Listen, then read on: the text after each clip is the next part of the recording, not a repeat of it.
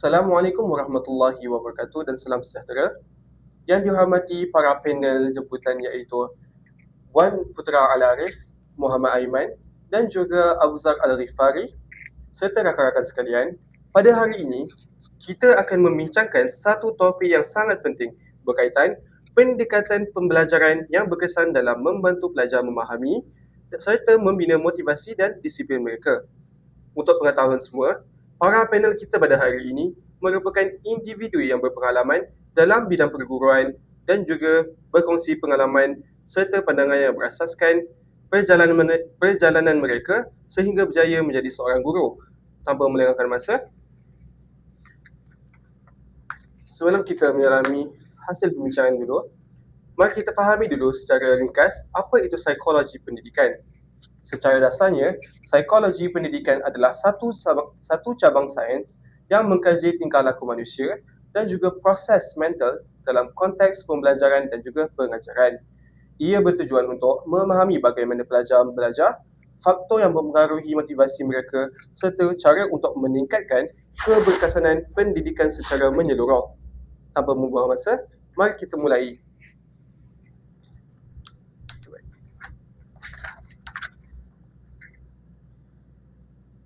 Untuk soalan pertama, saudara Wan Putra Al-Arif, sebagai seorang guru, apakah pandangan anda dan pengalaman anda tentang pendekatan pembelajaran yang berkesan dalam membantu pelajar memahami pelajaran serta membina motivasi dan disiplin mereka? Silakan, saudara. Terima kasih kepada Tuan Moderator. Pada pandangan saya, pembelajaran bukan sekadar untuk lulus peperiksaan atau memperoleh keputusan yang baik semata-mata. Tetapi ilmu yang dipelajari perlu diamalkan dalam kehidupan seharian. Sebagai seorang guru, saya cuba menerapkan perkara tersebut kepada pelajar supaya mereka bukan hanya belajar untuk peperiksaan sahaja, tetapi belajar untuk membentuk diri menjadi insan yang lebih baik. Selain itu, saya juga percaya bahawa setiap pelajar mempunyai gaya pembelajaran yang berbeza. Saya sendiri lebih cenderung kepada pembelajaran secara praktikal dan latihan berulang. Oleh sebab itu, dalam pengajaran saya di dalam kelas, saya lebih banyak menggunakan aktiviti latihan, perbincangan dan aplikasi secara langsung supaya pelajar lebih mudah memahami suatu topik. Di samping itu juga, saya sangat menitikberatkan soal disiplin dan adab dalam pendidikan. Pada saya, ilmu dan adab perlu bergerak secara seiring. Pelajar yang beradab akan lebih mudah menerima ilmu dan dihormati oleh orang sekeliling. Sebagai seorang guru, saya bukan sahaja ingin melahirkan pelajar yang cemerlang dari sudut akademik, tetapi juga mempunyai akhlak dan khasiat yang baik. Akhir sekali, saya percaya bahawa kejayaan seorang pelajar sangat dipengaruhi oleh minat, usaha serta konsisten. Jika seorang pelajar mempunyai ketiga-tiga perkara tersebut, insya-Allah mereka mampu mencapai kejayaan dalam kehidupan mereka. Okay, baik. Terima kasih saudara Wan Putra Al-Arif atas pandangan anda. Seterusnya, Muhammad Aiman, pada pendapat anda, silakan. Baik, terima kasih. Pada pendapat saya pula, setiap pelajar mempunyai cara pembelajaran yang berbeza dan sebagai guru kita perlu memahami perbezaan tersebut.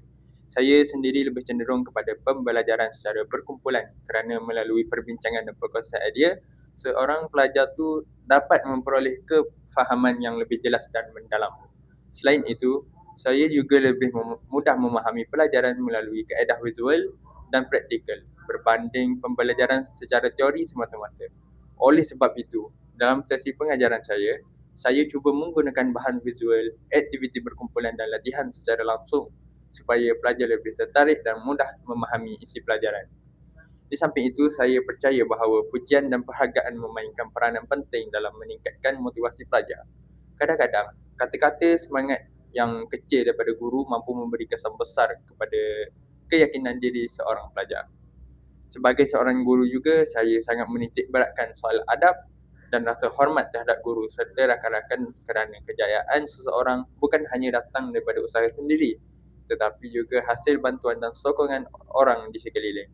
Oleh itu, saya berharap dapat menjadi seorang guru yang bukan sahaja menyampaikan ilmu, tetapi juga mampu memberi semangat dan inspirasi kepada para pelajar. Okey, baik. Terima kasih Saudara Muhammad Aiman atas pandangannya. Seterusnya, silakan Saudara Abu Zar Al-Ghifari. Pada pandangan saya, pembelajaran merupakan satu proses untuk mendapatkan ilmu, pengalaman dan kemahiran dalam kehidupan.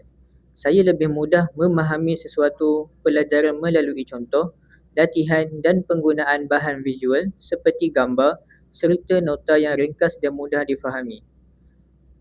Disebabkan itu, dalam pengajaran saya di sekolah, saya lebih suka menggunakan pendekatan yang mudah dan dekat dengan pelajar supaya mereka lebih cepat faham dan tidak mudah bosan ketika belajar.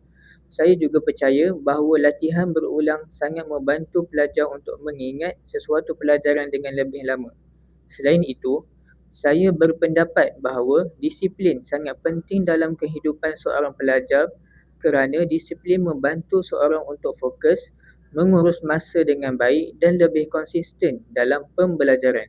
Dalam masa yang sama, sokongan daripada guru, keluarga dan rakan-rakan juga memainkan peranan penting dalam membantu pelajar mencapai kejayaan.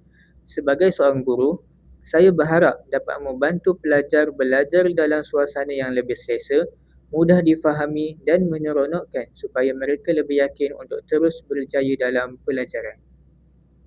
Okey, baik. Terima kasih Saudara Abu Zar Al-Ghifari atas pandangannya. Jadi, terima kasih semua. Selesai sudah forum berdasarkan dapatan temu bual ini. Seterusnya, kita akan melanjutkan kepada bahagian yang kedua. Baik. Hari ini, kita akan mengupas 3 isu kritikal: ketagihan digital, kesihatan mental remaja dan juga beban kerja guru. Kita mulakan dengan isu leka phone. Panel pertama, Saudara Puan Putera Al-Arif. Sejauh manakah zon tanpa teknologi mandatory dalam keluarga mampu mengembalikan kualiti interaksi dan juga apa peranan komuniti? Baiklah, terima kasih kepada Tuan Moderator. Fenomena leka phone atau probing bukan sekadar isu teknikal. Ianya adalah pencuri kehadiran. Pelaksanaan zon tanpa teknologi mandatory seperti larangan peranti di meja makan adalah langkah mekanikal yang sangat perlu. Ia memaksa ahli keluarga untuk kembali melakukan eye contact dan mendengar tanpa gangguan. Namun, mandat sahaja tidak cukup jika tiada jiwa. Jadi, peranan komuniti juga sangatlah besar. Kita perlu kempen literasi digital yang tidak hanya menyasarkan kepada anak-anak, tetapi mendidik ibu bapa melalui Persatuan Penduduk atau KRT. Komuniti harus menjadi ruang selamat untuk ibu bapa belajar menjadi suri teladan digital.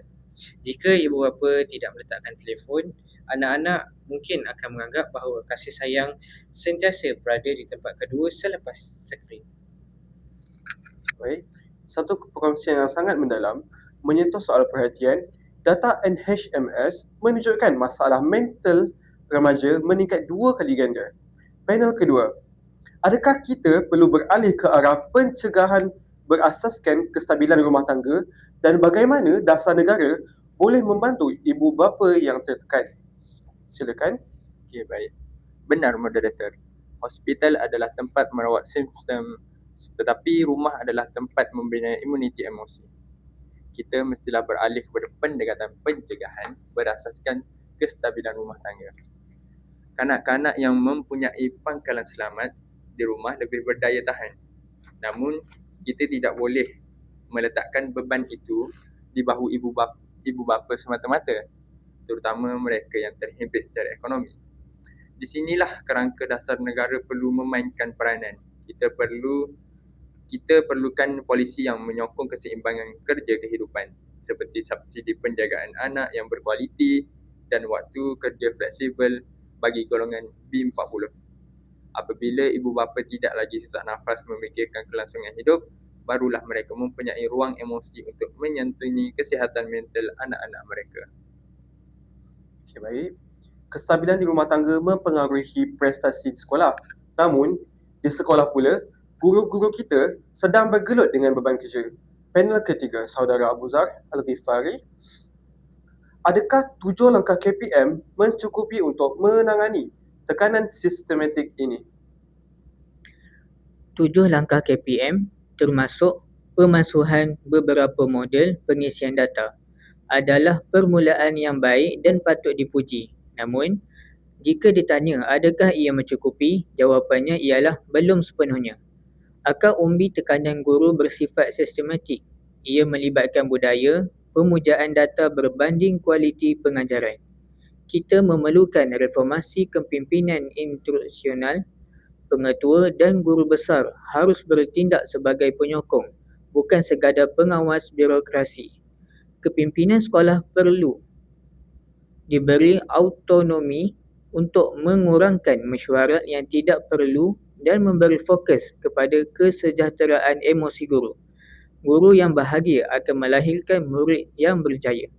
Tanpa perubahan budaya kepimpinan di peringkat akar umbi, langkah KPM hanya akan menjadi kosmetik sementara.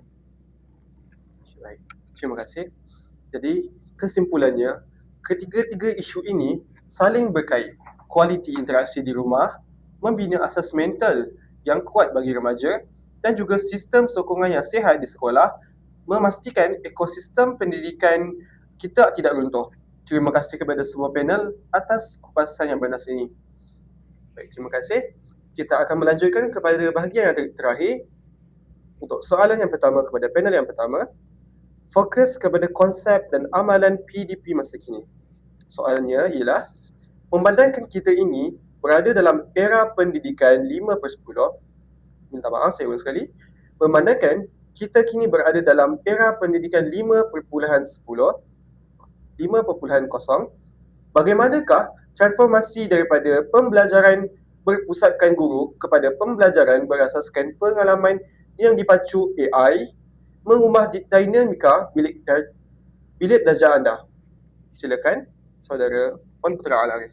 Baiklah, dalam amalan masa kini, peranan saya telah bertukar daripada penyampai maklumat kepada pereka bentuk pengalaman pembelajaran. Dengan integrasi AI generatif dalam PDP, saya menggunakan pendekatan hyper-personalized learning di mana setiap murid mendapat modul yang disesuaikan dengan tahap kepantasan mereka sendiri. Namun, intipati PDP pada masa kini bukan sekadar teknologi, tetapi ianya adalah pembelajaran berdasarkan fenomena. Saya membawa isu dunia sebenar ke dalam kelas seperti krisis perubahan iklim atau ekonomi digital untuk diselesaikan oleh murid-murid secara kolaboratif. Ini memastikan PDP kita kekal relevan, dinamik dan menyediakan murid dengan kemahiran berfikir aras tinggi, hebat yang diperlukan untuk pasaran kerja pada masa hadapan. Okay, baik, terima kasih.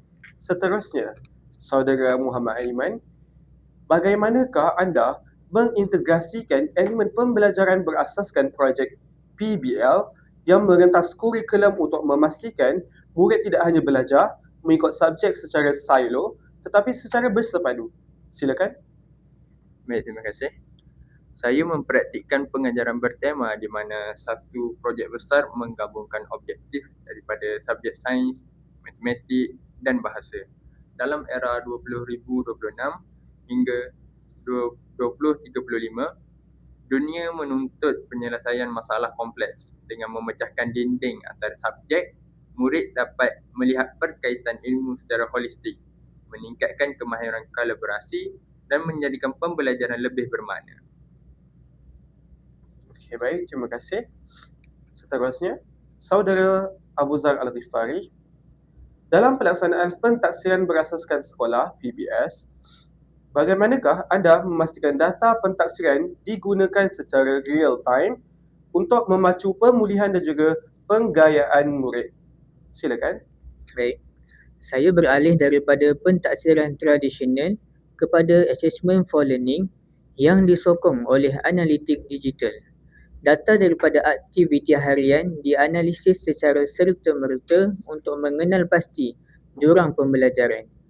Ini membolehkan saya melakukan intervensi segera, yakni just-in-time intervention, supaya tiada murid yang tertinggal dalam kelompok tercicir sebelum peperiksaan besar berlaku. Okey, baik, terima kasih. Seterusnya, kita akan memfokuskan kepada teori psikologi. Saudara Puan Putera Al-Arif, bagaimanakah teori psikologi seperti teori konstruktivisme sosial ataupun teori kognitif masih menjadi tunjang utama dalam menguruskan kepelbagaian tingkah laku dan juga tahap kognitif murid di era moden ini. Baiklah, walaupun kita berada di era digital, fitrah manusia dan cara kita belajar tetap berpaksikan prinsip psikologi yang kukuh. Saya banyak mengaplikasikan teori konstruktivisme sosial Vygotsky, terutamanya melalui Zone of Proximal Development (ZPD). Dalam kelas, saya menggunakan teknologi sebagai scaffolding untuk membantu murid untuk mencapai tahap potensi optimal mereka. Selain itu, saya memberikan penekanan kepada psikologi positif untuk membina growth mindset. Dengan memahami profil psikologi murid yang pelbagai, saya dapat melaksanakan intervensi tingkah laku yang bersifatkan restoratif bukan punitif. Ini mewujudkan persekitaran pembelajaran yang selamat secara emosi yang merupakan prasyarat utama sebelum proses kognitif yang berkesan dapat berlaku. Okay, baik, terima kasih. Seterusnya, Saudara Muhammad Aiman. Bagaimanakah teori kecerdasan pelbagai multiple intelligence oleh Howard Gardner diaplikasikan dalam bilik darjah untuk menghargai bakat unik murid yang terbaik? Minta maaf, saya ulang sekali lagi. Untuk menghargai bakat unik murid yang tidak cenderung kepada akademik tradisional. Silakan, Saudara Muhammad Aiman. Baik, terima kasih moderator. Saya mempelbagaikan instrumen penilaian dan kaedah penyampaian. Murid yang mempunyai kecerdasan kinestetik diberikan ruang dalam aktiviti praktikal, manakala yang mempunyai kecerdasan interpersonal mengikuti aktiviti kumpulan. Dengan mengiktirafkan kepelbagaian ini, kita membina keyakinan murid yang akhirnya menyokong kesejahteraan emosi mereka selari dengan matlamat FPK. Okay, baik, terima kasih. Seterusnya, Saudara Abu Zar Al-Ghifari. Sejauh manakah pemahaman tentang teori hierarki keperluan Maslow membantu anda menguruskan murid daripada latar belakang sosioekonomi rendah iaitu B40 dalam mencapai kecemerlangan kognitif? Silakan. Baik, sebagai guru, saya sedar bahawa kognitif tidak akan berfungsi jika keperluan asas dan keselamatan tidak dipenuhi. Sebelum menuntut kecemerlangan akademik, saya memastikan aspek sokongan psikososial dan kebajikan murid terjaga. Senegi dengan unit kebimbangan konseling dan bantuan kebajikan adalah langkah preemptif psikologi untuk memastikan murid bersedia secara mental untuk belajar. Okey, baik. Terima kasih. Seterusnya, kita akan memfokuskan kepada dasar pendidikan kebangsaan DPK. Untuk panel pertama, Saudara Wan Putra Al-Arif, bagaimanakah aspirasi Rancangan Pendidikan Kebangsaan RPM 2026 sehingga 2035 menangani cabaran pendidikan digital dan juga penggunaan kecerdasan buatan iaitu AI di sekolah, serta apakah peranan kita sebagai pendidik untuk memastikan tiada murid yang terpinggir daripada arus perdana ini? Silakan Tuan. Baiklah, terima kasih atas soalan yang sangat relevan di bawah rangka RPM 2026 sehingga 2035. KPM telah menetapkan integrasi teknologi dan AI sebagai pemboleh daya utama dalam kurikulum. Sebagai pendidik, tanggungjawab kita bukan sekadar mengajar literasi digital, tetapi kita perlu memastikan ianya mempunyai keadilan. Kita perlu melaksanakan strategi yang berbeza dengan bantuan alat digital untuk merapatkan jurang antara murid di bandar dan luar bandar. Selaras dengan 7 teras strategi RPM, fokus kita adalah untuk melahir pencipta teknologi pada masa hadapan, bukan sekadar menjadi seorang pengguna sahaja. Okay, baik, terima kasih. Seterusnya, Saudara Muhammad Aiman. Dalam menepani 2026 sehingga 2023 yang penuh dengan ketidaktentuan global, adakah FPK masih relevan untuk membentuk jati diri murid dan juga bagaimanakah kita menterjemahkan dalam bilik darjah masa kini? Silakan. Ya, bagi saya masih relevan. Falsafah pendidikan kebangsaan adalah kompas kekal kita. Walaupun dunia berubah ke arah automasi, Matlamat melahirkan insan yang seimbang dari segi intelek, rohani, emosi dan jasmani. Menjadikan semakin kritikal dalam konteks RPM 2026 hingga 2035, FPK diterjemah melalui konsep insan terdidik dengan menekankan pembentukan murid berilmu, berdaya tahan dan berakhlak mulia melalui pembelajaran berdasarkan nilai serta penggunaan teknologi yang bertanggungjawab. Baik, terima kasih. Seterusnya, Saudara Abuzar Al-Ghifari, RPM 2026 sehingga 2035 menekankan tindakan bersama pemegang taruh iaitu stakeholder, bagaimanakah sinergi antara sekolah, keluarga dan juga komuniti dapat diperkukuhkan bagi menyokong pelaksanaan kurikulum baharu ini. Silakan Tuan. Baik. Kejayaan RPM 2026 hingga 2035 bergantung sepenuhnya kepada ekosistem pendidikan yang kolaboratif. Dasar terkini telah mempermudah akses dan penglibatan ibu bapa melalui platform digital dan pengukuhan peranan PIBG sebagai rakan strategik. Sebagai guru profesional, kita perlu beralih daripada model komunikasi sepihak kepada perkongsian accountability. Contohnya, dalam menangani isu keciciran atau intervensi murid berkeperluan khas, sekolah bukan lagi bergerak sendirian.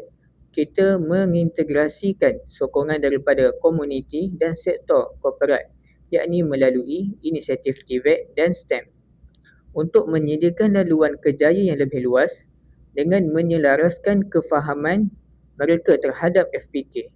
Kita memastikan bahawa pendidikan adalah tanggungjawab nasional yang inklusif demi masa depan anak-anak Malaysia. Okay, baik, terima kasih. Akhir sekali, kita akan fokuskan kepada langkah intervensi to stakeholder. Saudara Wan Putra Al-Arif, dapatan anda menyentuh tentang langkah intervensi. Boleh anda huraikan satu strategi intervensi holistik yang melibatkan sinergi antara guru, keluarga dan pihak KPM untuk memastikan kelestarian akademik murid?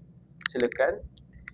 Baiklah, langkah intervensi yang paling efektif adalah yang bersifatkan proaktif dan kolaboratif, bukan sekadar rawatan selepas kegagalan. Strategi saya melibatkan 3 tahap, iaitu di peringkat sekolah dan guru. Penggunaan analitik daya raya, learning analytics, untuk mengesan murid yang berisiko tercicir lebih awal. Yang kedua, pada peringkat keluarga, melaksanakan program keibubapaan digital supaya ibu bapa dapat menyokong pembelajaran di rumah secara selari dengan apa yang diajarkan di sekolah. Yang ketiga, peringkat KPM,